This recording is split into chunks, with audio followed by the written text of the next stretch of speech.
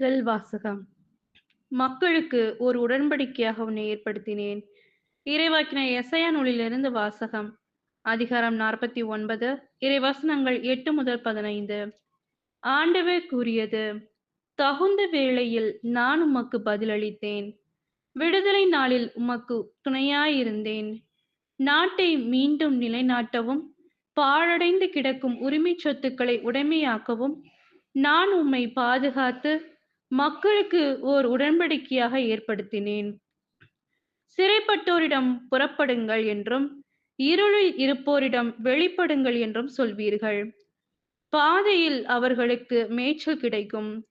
வறண்ட குன்றுகள் அனைத்திலும் பசும் புல்வெளியை காண்ப. அவர்கள் பசியடையார், தாகமுறார்.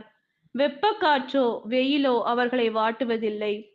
ஏனெனில் அவர்கள் மேல் கருணை காட்டுபவர் அவர்களை நடத்தி செல்வார். அவர் அவர்களை நீரூற்றுகள் அருகே வழிநடத்துவார். என் மலைகள் அனைத்தையும் வழியாக அமைப்பேன். என் நெடுஞ்சாலைகள் உயர்த்தப்படும். இதோ, இவர்கள் தொலையிலிருந்து வருவார்கள். சிலர் வடக்கிலிருந்தும், சிலர் மேற்கிலிருந்தும், சிலர் சீனி நாட்டிலிருந்தும் வருவார்கள். வானங்களே, மகிழ்ந்து பாடுங்கள். மண்ணுலகே, களிகூறு. மலைகளே, அக்களித்து ஆர்ப்பரியுங்கள். ஆண்டவர் தம் மக்களுக்கு ஆறுதல் அளித்துள்ளார். சிறுமையுற்ற தம் மக்கள் மீது இரக்கம் காட்டியுள்ளார். சீயோனோ, ஆண்டவர் என்னை கை நெகிழ்ந்து விட்டார், என் தலைவர் என்னை மறந்து விட்டார் என்கிறாள். பால் குடிக்கும் தன் மகவை தாய் மறப்பாளோ? கருத்தாங்கினவள் தன் பிள்ளை மீது இரக்கம் காட்டாதிருப்பாளோ? இவர்கள் மறந்திடனும் நான் உன்னை மறக்கவே மாட்டேன். இது ஆண்டவரின் அருள்வாக்கு. இறைவா, உமக்கு நன்றி. நற்செய்தி வாசகம்.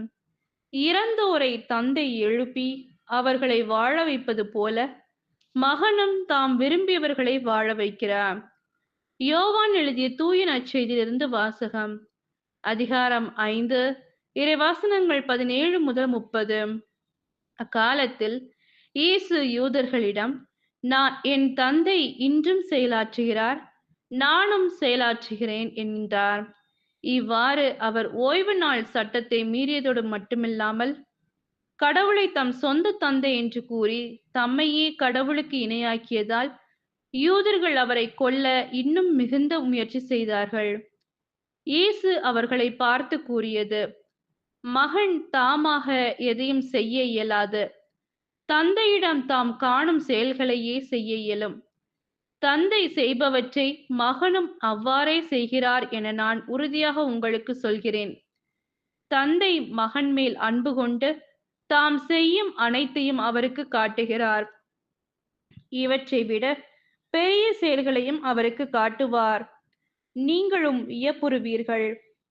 தந்தை இறந்தோரை எழுப்பி அவர்களை வாழ வைப்பது போல மகனும் தாம் விரும்பியவர்களை வாழ வைக்கிறார். தந்தை யாருக்கும் தீர்ப்பளிக்கவில்லை.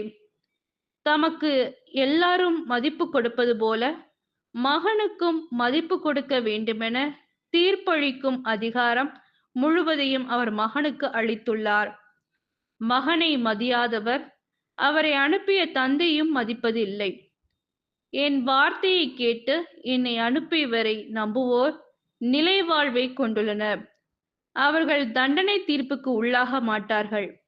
ஏற்கனவே சாவை கடந்து வாழ்வுக்கு வந்துவிட்டார்கள் என உறுதியாக உங்களுக்கு சொல்கிறேன். காலம் வருகிறது, ஏன் வந்தே விட்டது. அப்போது இறைமகனின் குரலை இறந்தோர் கேட்பர். அதை கேட்போர் வாழ்வர் என உறுதியாக உங்களுக்கு சொல்கிறேன். தந்தை தாம் வாழ்வின் ஊற்றாய் இருப்பது போல மகனும் வாழ்வின் ஊற்றாய் இருக்குமாறு செய்துள்ளார்.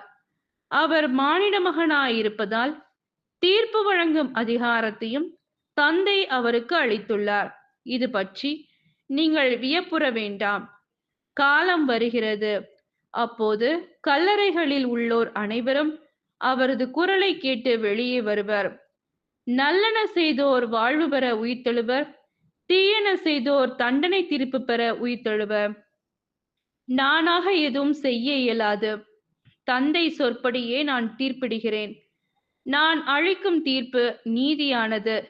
ஏனெனில் என் விருப்பத்தை நாடாமல் என்னை அனுப்பியவரின் விருப்பத்தையே நாடுகிறேன். இது கிறிஸ்துவின் நற்செய்தி. கிறிஸ்துவே உமக்கு புகழ்.